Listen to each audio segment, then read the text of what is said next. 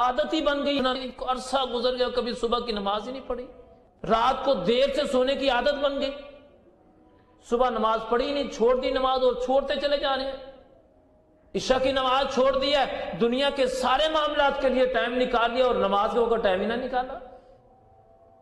اور اس میں ایک بڑی مزیدار آپ کو بات بتاؤں، ہر معاملے میں اختلاف ہو جاتا ہے نا مسلمانوں کے اندر، نماز کے معاملے میں اختلاف نہیں ہے، وہ دیوبند ہے، اہل حدیث ہیں یا بریلوی حضرات ہیں، سبھی نماز کے اوپر تو ان کو وہ لازمی ہے پڑھنے ہیں، وہ تو اس میں تو اختلاف نہیں ہے۔ اور نماز سے جو لوگ غافل ہوتے ہیں اپنے کاروبار میں لگے ہیں، کیسے صبح سے لے کے کاروبار کرنا ہے، رات تک کرنا ہے، رات سے آ کے گھر میں سو گئے آرام سے، صبح پھر اٹھے پھر اپنے کاروبار پہ چلے گئے، ساری زندگی 30 سال 40 سال 50 سال 60 سال ایسے ہی گزر گئے اور غافل ہی گزارتے رہے، غفلت میں زندگی گزارتی۔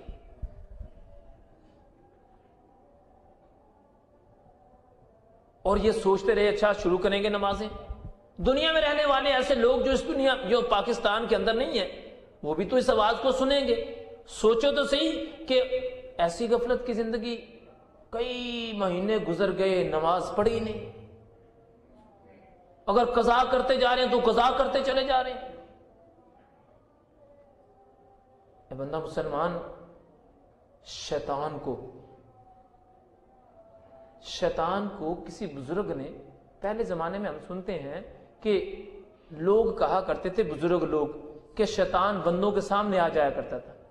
آپ نے باتیں سنی ہے نا کہ شیطان سامنے آ گیا، اس نے یہ باتیں کی، یہ باتیں، شیطان بندوں کے سامنے آ جاتا تھا، سامنے آ کے تو گفتگو کرتا تھا۔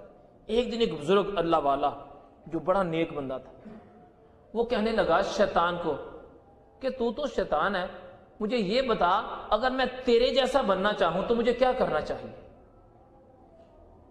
میں بات بڑی غور طلب ہے، شیطان نے نہیں کہا بابا جی میں آپ سے ایسا بننا چاہتا ہوں، نہیں، بابا جی نے کہا کہ میں تیرے جیسا بننا چاہوں تو مجھے کیا کچھ کرنا ہوگا یار۔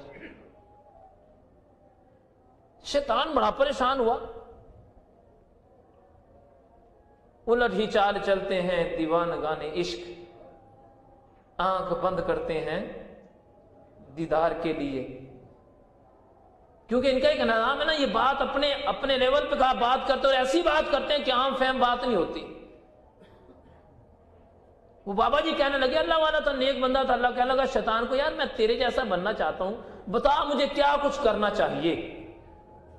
اس نے کہا بابا جی میری زندگی گزر گئی، سارے انبیاء کا زمانہ میں نے دیکھا ہے، لیکن میں نے نہیں کبھی دیکھا کہ کوئی مسلمان ہو وہ میرے جیسا بننا چاہے اور خواہش ظاہر کرے۔ آپ مانا کہ نہیں یار بتا تو تیرے جیسا بننے کے لیے مجھے کیا کچھ کرنا چاہیے؟ کہنے لگا بابا جی اگر میرے جیسا بننا صرف 2 باتوں پہ عمل کر لو میرے جیسے ہو جاؤ گے۔ وہ 2 باتیں کون کون سی ہیں؟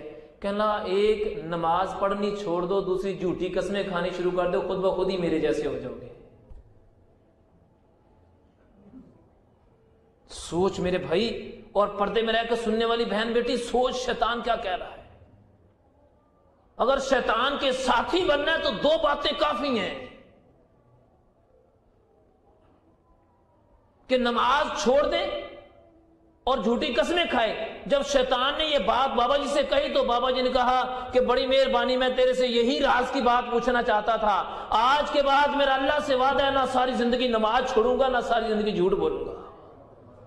شیطان کیا کہنے لگا؟ شیطان نے زور زور سے سر پیٹنا شروع کر دیا، کہنے لگا ایسے طریقے سے میرے سے کسی نے علم سیکھا نہیں بابا جی جیسے آپ نے سیکھ لیا ہے۔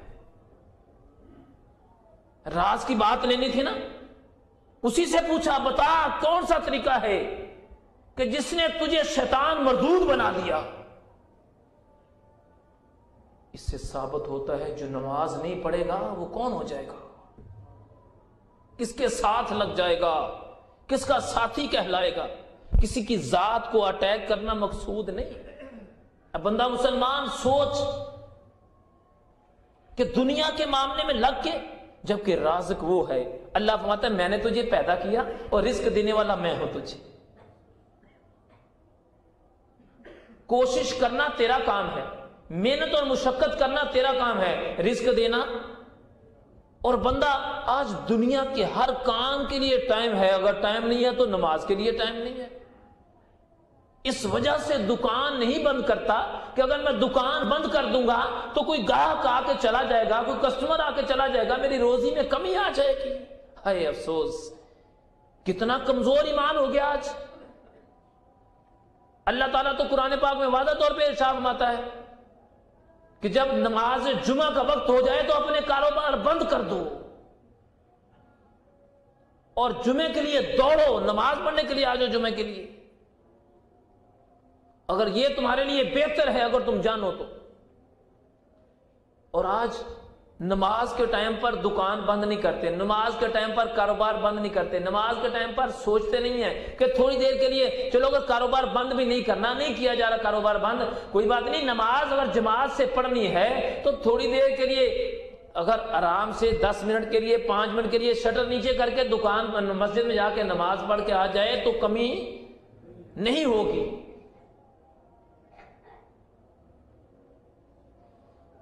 لیکن آج زمانہ کیسا آ گیا، کسی سے پوچھو کہ کاروبار کا کیا حال ہے. آج جو زمانہ چل رہا ہے نا، فی زمانہ، پتہ نہیں تھوڑی دیر بعد کاروباروں کے معاملات اچھے ہو جائیں تو پھر یہ بات تبدیل کرنا پڑے گی نا. آج فی زمانے میں جو چل رہا ہے، کسی سے پوچھو یار کیا حالات ہے، کہہ رہا ہے یار پاکستان کے حالات ایسے ہیں، کاروباری معاملات بڑے خراب ہیں، سارا دن تو فارغ بیٹھے رہتے ہیں، کوئی ٹائم ہی نہیں ملتا، وہ سارا دن فارغ بیٹھے رہتے ہیں، بس بیٹھ کے شام کو گھر آ جاتے ہیں، کاروبار کا کوئی حال نہیں ہے. اور اسے کہا یار تم نماز پڑھنے جاتے، کہتے یار اتنے مصروف رہتے ہیں سارا دن ٹائم ہی نہیں ملتا ہمیں.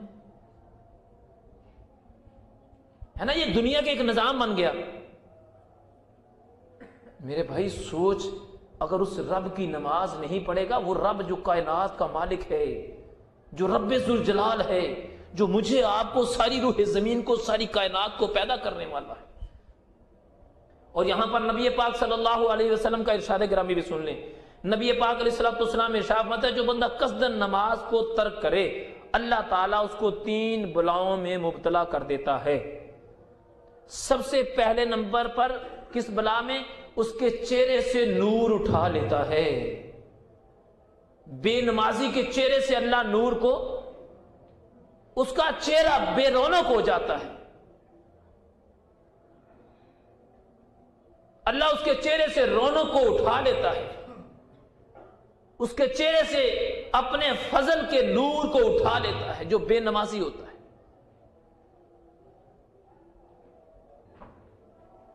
اصل میں ایسے دنیا کے چکر میں ہم پھنس گئے، ایسے دنیا کے معاملات میں ہم الجھ گئے کہ آج نماز اذان بھی ہو گئی، اذان کے بعد پتہ بھی چل گیا کہ اذان ہو گئی ہے، اس کے باوجود ایسی غفلت میں گھس گئے ہم کہ نماز کو پڑھنا ہمارے لیے مشکل ہوتا چلا گیا.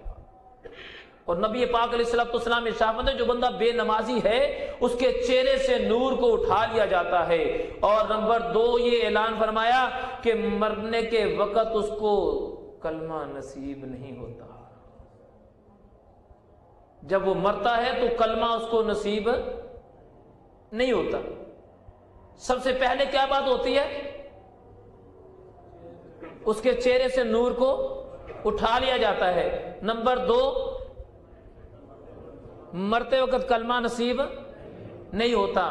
نمبر 3 جب وہ مرنے لگتا ہے نا تو اس کی زبان لڑکھڑانا شروع ہو جاتی ہے، اٹکتی ہے، وہ بولنا بھی چاہتا ہے کلمہ تو اس کو نصیب نہیں ہوتا. اور جب وہ جاتا ہے تو کس حالت میں جاتا ہے کہ بغیر کلمہ پڑھے جاتا ہے. ایمان کی حالت سے دنیا میں نہیں جاتا، وہ دنیا سے نہیں جاتا. وہ سب سے پہلی بات تو یہاں پر یہ نا کہ ہم مسلمان ہیں، ہمارا اس بات پر یقین ہے کہ مرنے کے بعد حساب ہوگا، پوچھا جائے گا. قبر میں تو 3 سوال ہوں گے، یہ سمجھنے والی بات ہے. قبر میں 3 سوال ہوں گے. بتا تیرا رب کون ہے، بتا تیرا دین کیا تھا. اور نبی پاک علیہ السلام کی ذات اقدس میں کے بارے میں پوچھا جائے گا کہ بتا اس عظیم ہستی کے بارے میں تیرا کیا خیال ہے. یہ سوال کہاں پر ہوں گے؟ قبر میں ہوں گے. اب اگلا سوال مرنے کے بعد جب قیامت آئے گی تو قبر میں پہلا سوال ہوگا تیرا رب کون ہے. قیامت والے دن پہلا سوال ہوگا بتا تو نمازیں پڑھا کرتا تھا. اے مسلمان تیرا تو یقین ہے نا قیامت والے دن پر